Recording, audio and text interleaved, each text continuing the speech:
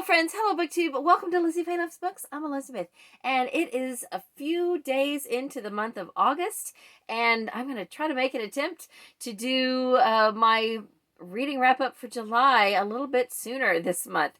Sometimes it's halfway into the month or later before I can ever seem to get this done.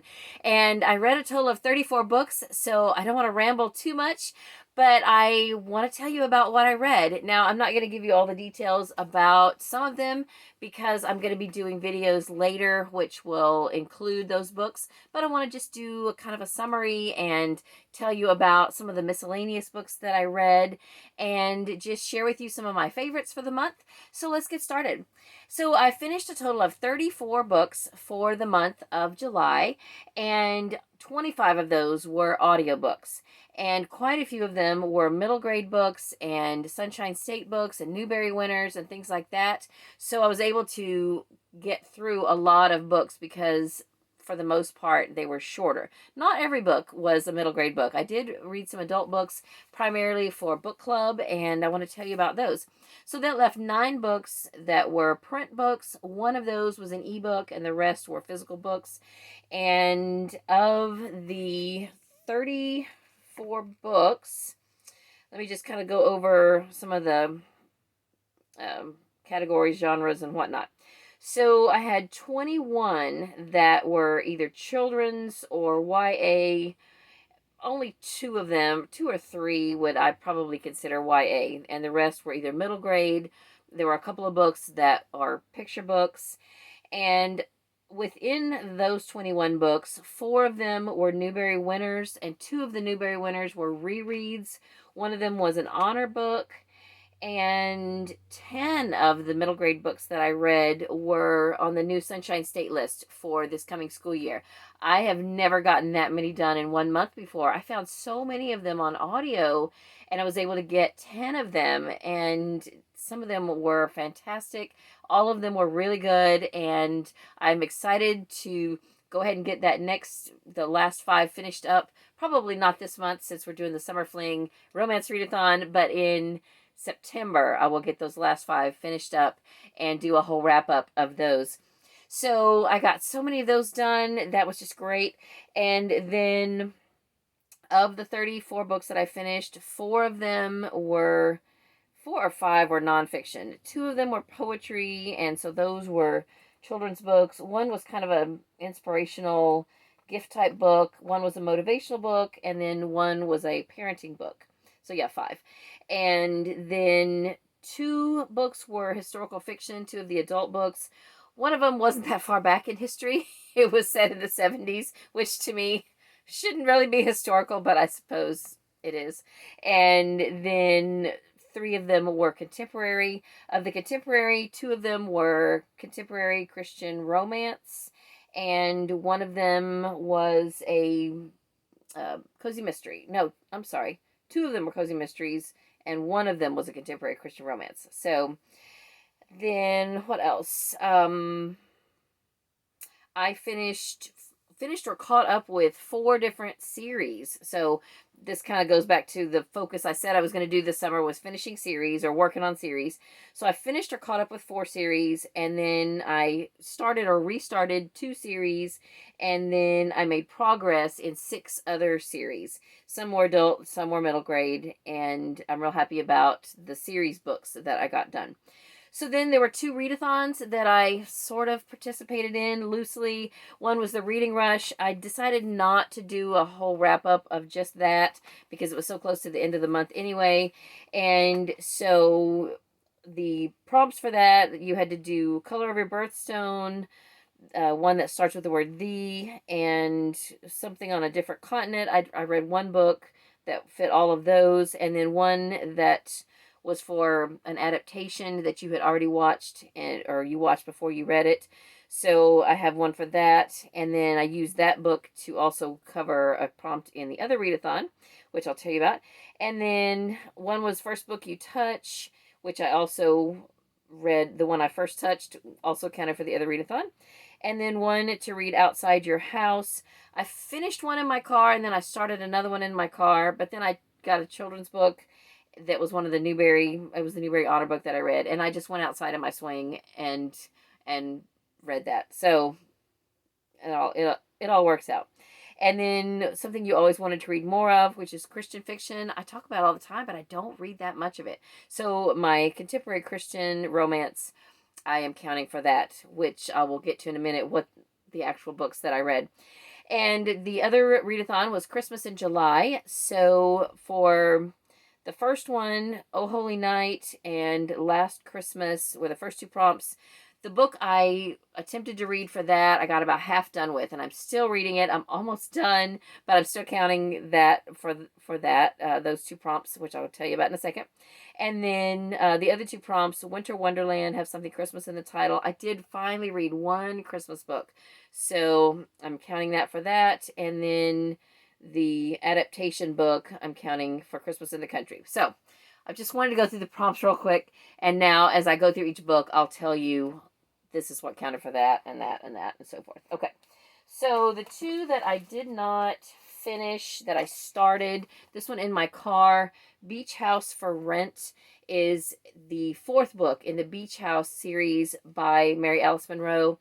The one that I finished in my car is Beach House Memories. This is a prequel story set in the 1970s, and it tells the story of the mother of the main character in the original Beach House book.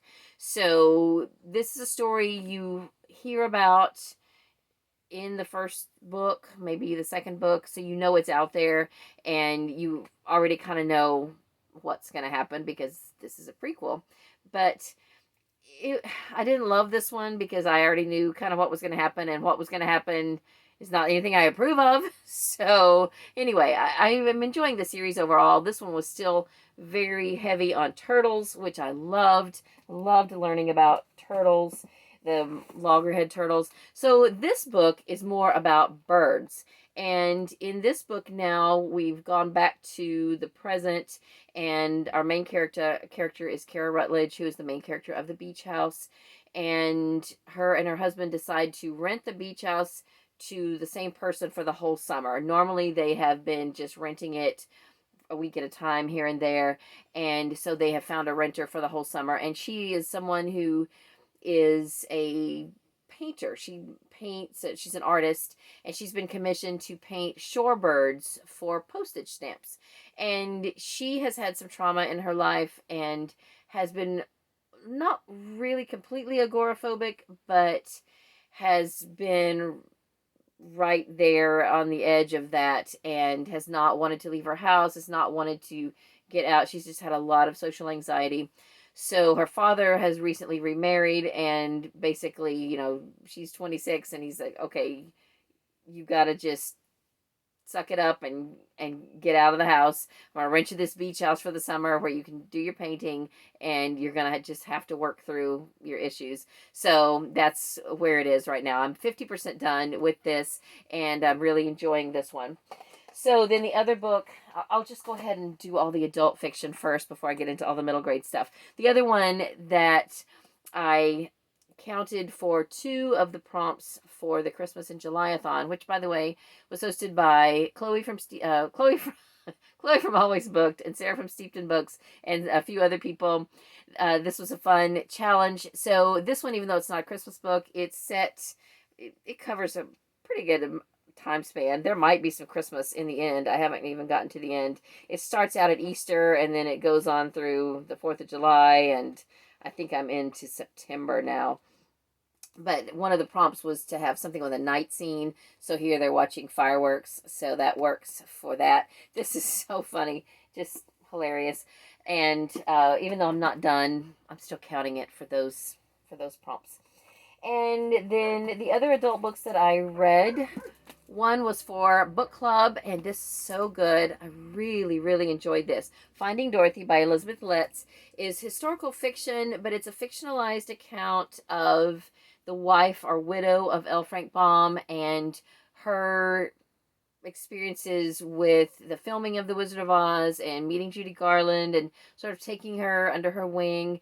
We don't know how much of this is fact or fiction, but it is based on the facts that we do know and then embellished from there. I really thought it was a great book. I thoroughly enjoyed it. And if you have this on your shelf and haven't read it, I would definitely read it.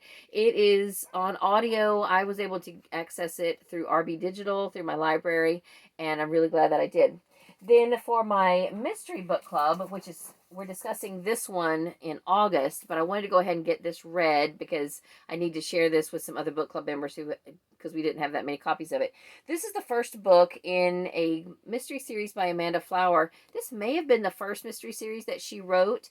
There's 4 of them in the series. It's the Appleseed Creek Mysteries. This is called A Plain Death. And from the cover, you think maybe it's not so cozy, but I think you could still count this as a cozy mystery. I really enjoyed this. This also has some Christian undertones, and her other ones like the Candy Shop, that one doesn't really. That is definitely more mainstream. And also she wrote the Amish Quilt Shop Mysteries under a different name, and those also are mainstream. But this one I just thought was very good. I love the characters. I liked it much more than I thought I would. The main character is a young girl who is, I don't know if she's probably finished her master's degree, maybe a doctorate, I don't know. Anyway, she is out of college now, and she's taken a job at a college as the technical director. Like, she's in charge of the computer science department, or the, not teaching computer science, but she's in charge of all the computer systems for this small college in Ohio. And so it's right there in the heart of Amish country. And so she comes in contact with some Amish people right off the bat, and also some criminals right off the bat. And it goes from there. I really, really loved this book, and I'm excited about reading more of the series. I'm glad that there's at least 3 more, and maybe, I don't know, she's probably done with this series, but I would love, I would love to say, oh, there's like 10 more of these. I can't wait to read them. But as of right now, there's 4, and I'll definitely read those in hopefully the not so distant future. And then one that I did not enjoy, also for book club, we discussed this one in July. I didn't get it read, or maybe it was even May. I don't know. I didn't get it done in time for book club. I was about half done. And I went back, and I think I even had to start over and listen to the whole thing again, because in my car, the CDs kept skipping and messing up. And since this one is told in backwards order, it's confusing enough as it is. So anyway, this kind of goes the way of all those modern day thrillers. There's too much foul language. There's just unreliable characters, unlikable characters. The only thing redeeming about it was the going in backwards from day 15 to day 1 kind of kept you on your toes, so that you would have to really think, okay, wait, what just happened? The other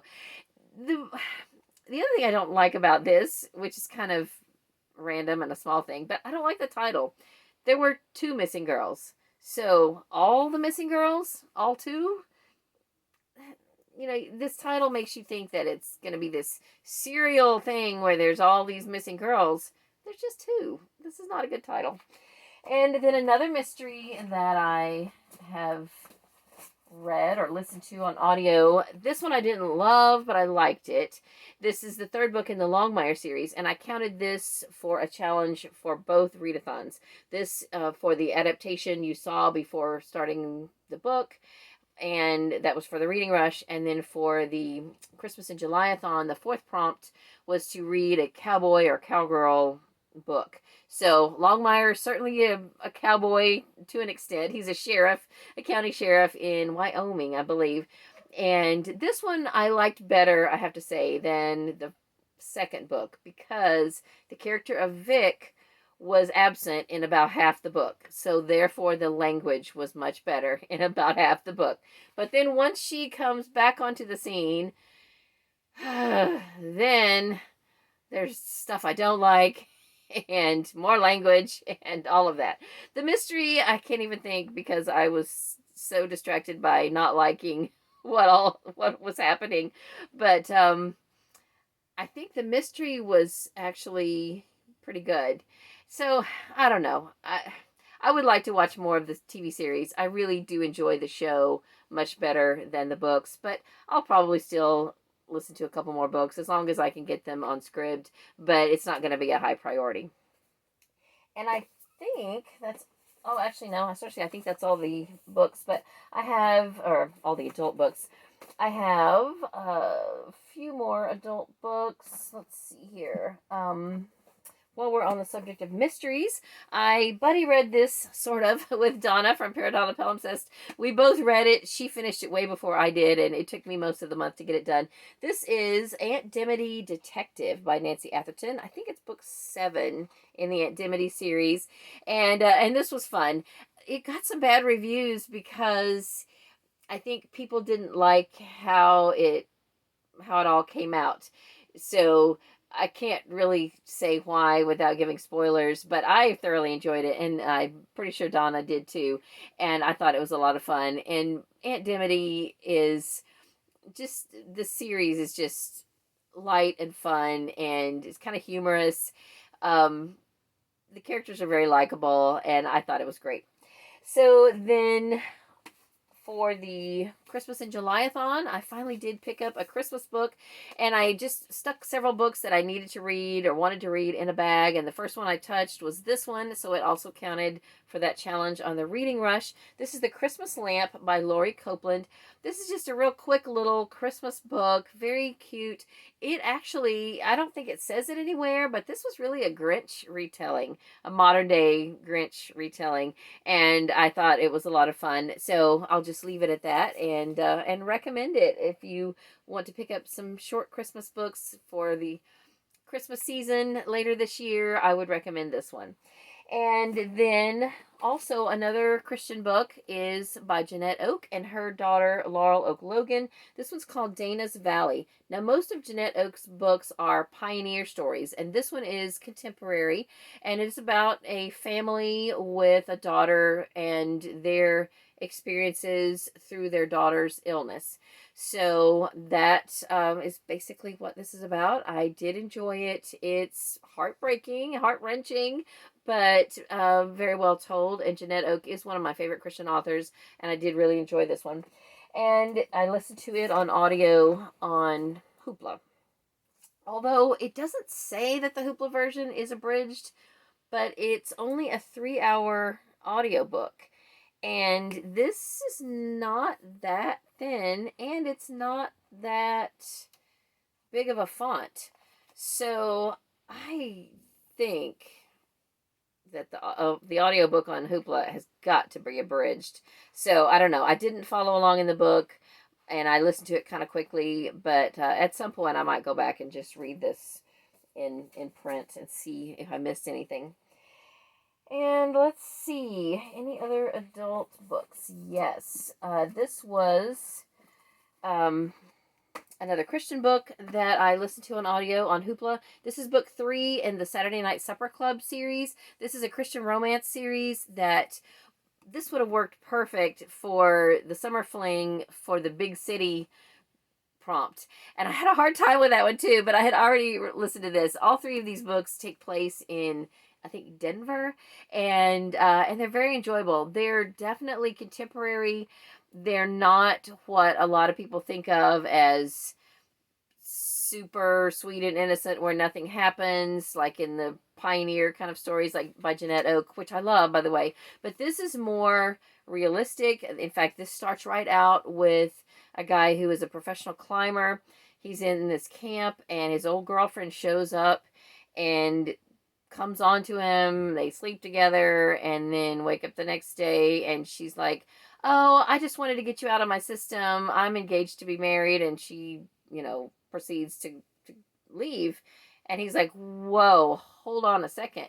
Well, so there's that story and how that all comes out. But then after that, he kind of has his own come to Jesus meeting where he realizes that his whole life has kind of been a series of, being a player and all of that. And then kind of comes to terms with his life and tries to turn his life around. Then he meets a nice girl, and so they start a romance, and then we find out that she has some of her own issues and baggage. So it's I think, very realistic to an extent, and yet it is underlying Christian theme, and I really enjoyed it. I have enjoyed this whole series. This one is maybe not as food centric as the first two, although it's about coffee. It's about a coffee company. So if you want to read something that has to do with coffee, you don't have to read all three of these. Like, to read one, you could just pick this one up and it would be fine. You do see the characters from the previous books in this book, but it's fine. I mean, you could really read them out of order. If you want to read all of them, then start with the first one, which is the Saturday Night Supper Club, and then the second one is Brunch at the Bittersweet Cafe, and then this one. I will probably also be mentioning these when I do a recommendations video for the Summer Fling Readathon. I know we've already started and I haven't done a recommendations video, but I am going to be recommending some Christian books to fit each of the prompts. So this is definitely one that I would recommend. And let's see if that is all. That's all the adult books that are fiction. So do I want to go in? Oh no, I got one more. Finally listen to another Miss Julia book. This is so fun. Miss Julia's Marvelous Makeover by Anne B. Ross. This is book 15. You don't really have to read these in order, but I think you should. Definitely read the first one first before you come to anything like this. The first one really sets the tone for the whole series, and the whole series is just fantastic. It's very light and fun and fluffy, but total feel-good books. I mean, just great. Not without bad things that happen, for sure, but the way Miss Julia handles things, it's just so good. So funny. So I definitely recommend those books. Okay, so let's go on into the nonfiction, and then I can segue into the nonfiction children's books, and then go on into the children's fiction books. So I did very recently read, or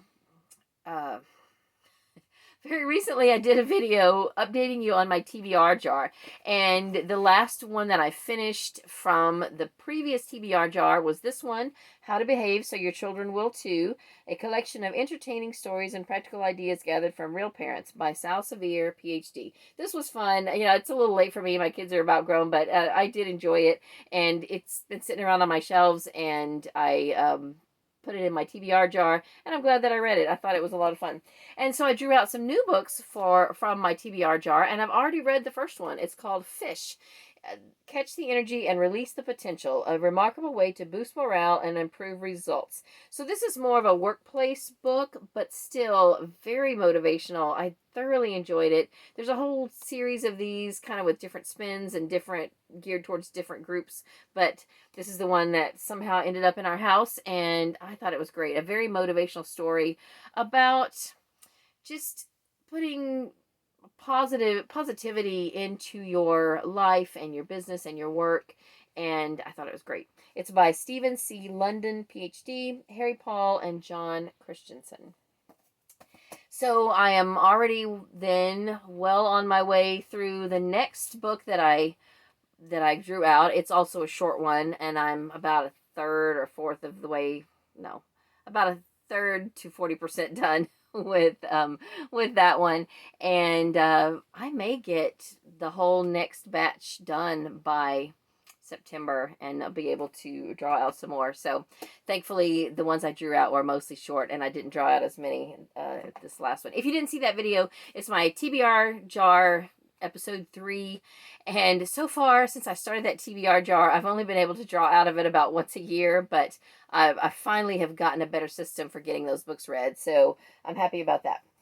All right, then the other nonfiction book, this is one I'm sending to my sister, and I think I've already shown it, so she'll see it again, but Every Quilt Has a Story, Timeless Talks of Friendship and Faith by Nancy E. Mink, and I'll be sending this to her with a few other things. Her birthday is this month. This was really just a nice little inspirational book with some nice artwork and little inspirational stories about quilting and things like that. It was really nice. Okay, so then the children's books that I read that were nonfiction were poetry. I reread A Visit to William Blake's Inn, Poems for Innocent and Experienced Travelers by Nancy Willard. This is a Newbery winner, and I checked this out and reread it for my Newbery winners from the 80s video, which I've already done, and I'm working right now on doing my Newbery winners of the 70s. So I think I have read all of those books now, and we'll be doing that video soon. And then this is a Newbery Honor book from this year, 2020. It's called The Undefeated by Kwame Alexander, and the illustrations are by Kadir Nelson. This was a beautiful book, and it has the probably very rare distinction of being a Caldecott winner and a Newbery Honor book. And that is awesome. So it says I am running out of time. I'm gonna have to pause this and then try to delete some videos, and then I'll be right back.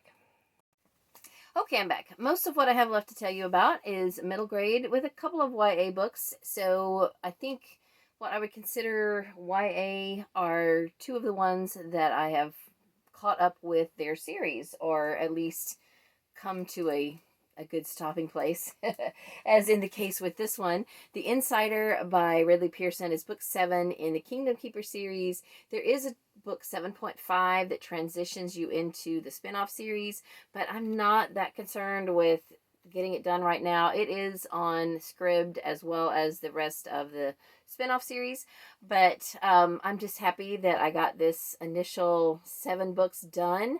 I didn't love this one. It was kind of chunky, and I just had a hard time getting into the story, but at least I finished it, and I'm excited about that. The other one that I have caught up with now, because it has a brand new prequel, and I've already mentioned this in a couple of other videos, and I loved the book, at least the first 2/3 of it. It's The Ballad of Songbirds and Snakes by Suzanne Collins. This is the prequel story to The Hunger Games, and I say I like the first 2/3, and I've heard other people talk about this too, that's really where the meat of the story is. That's the exciting part, the build up, and then the last third is kind of like, ugh. But I see why it's there, and I'm sure it'll all come more, it will all come more clear as we go on, because I'm sure there's going to be another prequel, maybe even a prequel trilogy, and that third section is information to segue us into whatever else is going to happen next.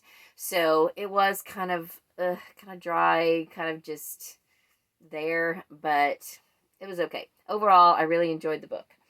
And then the other one that you might consider YA is, well, I don't know.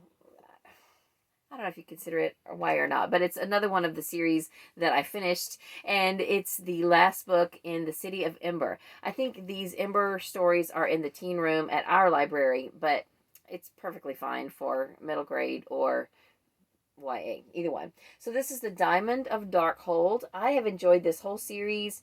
Not everybody likes the last couple of books, but I just thought that overall, they teach a lot of good life lessons, and I enjoy a good dystopian post-apocalyptic story anyway, and this I thought was a really good wrap-up to the story. Now, book 3 was a prequel, and then now this goes back to finishing the futuristic story, and I really enjoyed it. And then I have restarted a series that I read the first 2 of several years ago. The series is the Tillerman Cycle, and I would have listened to all 3 of the first books in July, except that when I picked this one up off Scribd, the other 2 became not available. And they were back on the availability list on the 31st, but I wanted to finish one more Sunshine State book, which was also there. So as soon as I listened to it, then I was out a month. And so the first couple of days of August, I listened to book 2, which is Dicey Song. And then the 3rd book went unavailable. So I can't even listen to it right now either. So it's frustrating. But anyway, it's a great series so far. I have really enjoyed the first 2 books. I've loved them. I rated them 5 stars. This first book, The Homecoming, or it's just Homecoming, sorry. It's by Cynthia Voigt. And it's a story about these 4 kids who were abandoned by their mother. She basically had a nervous breakdown and goes off and leaves them. And they have to make their way to a relative's home. Now, eventually they do make it to their grandmother, but that's not the first place they go. So this is a whole saga of them being helped by people, making their own way, and getting, I thought, my memories are not that great, but I was thinking that they had to go across several states, but I don't think they did. But they still had to go a long way on foot for 4 kids. It was, it's an ordeal, and be able to survive. So this is a great book. I thought it was fantastic. So then in the second book, Dicey Song, which I have listened to again now in July, or the beginning of August, which I'll tell you more about later. They're at their grandmother's, and they are just figuring out life and how it's going to go. And so it's great. Then book 3, I think, is going to be about their father, who we've just heard about but haven't really met before. And so it's going to be a prequel story from what I gather. So we shall see how that goes. But anyway, I was so looking forward to just marathoning through as many as I could, and now I can't. And the 4th book I can't find anywhere. Our library doesn't have it or anything. So I'm gonna search a few bookstores, and then I may have to do what I hate to do, but I know some of you are like, just order it online. I know that's what I have to do, but for some reason that feels like for me, because I love the treasure hunt of looking for a book. And I always said, though, if I get to a book, if I'm reading a series and I get to one that I just can't find anywhere, I'll order it online. So I'll have to order it online, or maybe get it on my Kindle. I don't know. We'll see. But anyway, I'm rambling. And this is just a really good book. I highly recommend it. This one is not a Newbery Honor book, but the second one is a Newbery winner, and the third one is a Newbery Honor. So it's just an award-winning series all around, and it's great.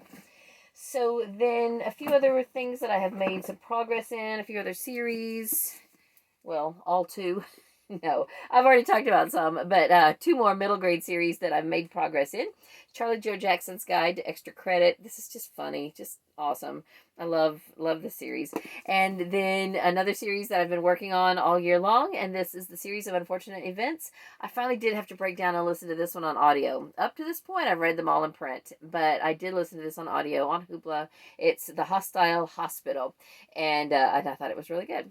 So then I have some Newbery books that I have read. Oh, actually, before I get to the Newbery one, I did have one other one that counted for 3 different prompts on the Reading Rush. It's The Railway Children by Edith Nesbit. I listened to this on audio on Hoopla, and it's just a really sweet story, very old-fashioned, about these children whose father is gone. We don't know where their father is until the end, and they are just having adventures and just surviving in a world without their father. Their mother is doing what she can to make ends meet, and they have moved to a place that's near a railway yard, and so that ends up being where a lot of their adventures take place. And it's a really sweet story.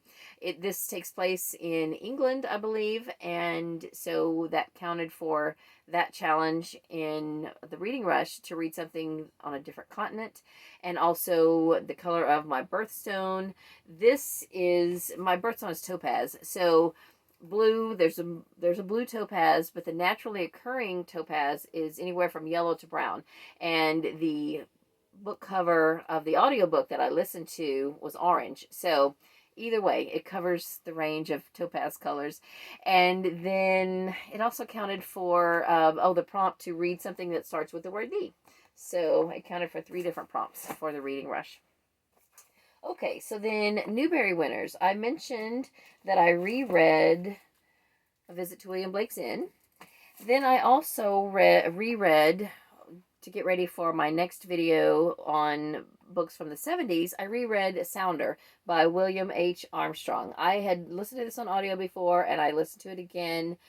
My reading life has matured some. When I first read this, I hated it, and I think it's because I thought all children's books ought to be happy and fun and have a happy ending, and this one just doesn't. I still didn't like this one, but I can see the merits of it, I suppose. But if you have a soft spot for animals and you have a hard time with animal abuse or animals hurting, I don't recommend this. And I'll talk more about it when I do that Newbery video, but that's how I feel about this one. And this one I read for the first time, and I wish it hadn't taken me so long to read it. I mean, it didn't take long to read it, but just it took me a long time to get around to it. It's been sitting on my shelf. I've known about it for a long time, but I could never find it on audio, and I just never got around to reading it. This is a beautiful story, but I think it has come to me at the right time because I identified with it in so many ways. So if you want to know how many ways it identified that I identified with it, you'll have to watch my upcoming video on Newberries from the 70s. This is the winner from 1971. It is called The Summer of the Swans by Betsy Byers, and I thought it was a beautiful story. I really enjoyed it.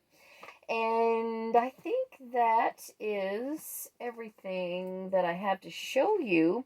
Now, I mentioned that I read 10 or listened to 10 of the Sunshine State books. I actually listened to 9 of them. The 10th book I read with my eyes. It was on ebook, and it's a graphic novel, and it's the Newbery winner from 2020. I didn't even realize until I finished it that it's this year's Newbery winner. I know, you'd think I'd be up to date on my Newberries, but it is also on our Sunshine State list for this coming school year, so that's the reason I picked it up. I found it on Hoopla. It's actually on audio on Hoopla, and it's a graphic novel, so I might pick it up and listen to it as well, just to see what the experience is of reading a graphic novel on audio. I don't know, that seems kind of at cross purposes, but I don't know, we'll see. I did read it, and it's called New Kid by Jerry Craft. I don't have a physical copy of it right now, but it's one of those books that is definitely important, but it can make you uncomfortable. And I think it's meant to, because as I'm reading it, I'm thinking, oh my goodness, I am certain I've been guilty of some of these things, but not out of any kind of maliciousness, just out of ignorance. And so books like that are, I think, very important to read for all of us. So I will leave it at that. Then I also read or listened to 9 other Sunshine State books. I'll tell you about those when I do a wrap up of all the Sunshine State books. But my favorite, this is going to sound crazy, but my favorite is called We're Not From Here by Jeff Rodkey. And don't let this turn you off. It is a futuristic post-apocalyptic book, but it's so unique and so different from anything I think that I've ever read, and maybe that you've ever read. It's okay. The premise is that the world is ruined, and what's left of humanity is on a spaceship on their way to a planet that they've determined is will sustain human life. It is inhabited by some beings that almost look, they're described as looking like big mosquitoes, and they have invited humans to come and live there, but it takes 20 years for the humans to get there through the light years and all of that. So by the time they get there, the inhabitants of the planet have had time to review some videos and things like that from Earth, and have discovered all the wars and the destruction and things like that, and they've decided they don't want any part of it. They don't want humans on their planet if they're going to be that way. And so the humans have to make them understand that all the people who were violent are gone. This is a peaceful people. The ones who are left just want to survive.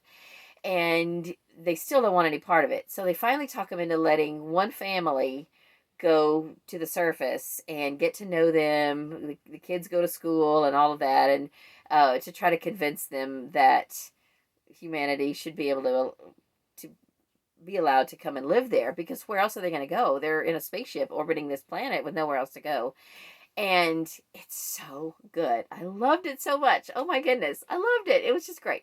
So anyway, it's called We're Not From Here by Jeff Rodkey. It's humorous, and I don't know why I'm tearing up, because there's so much about it that it teaches tolerance. And I mean, I love the book. It made me laugh, and it was just good.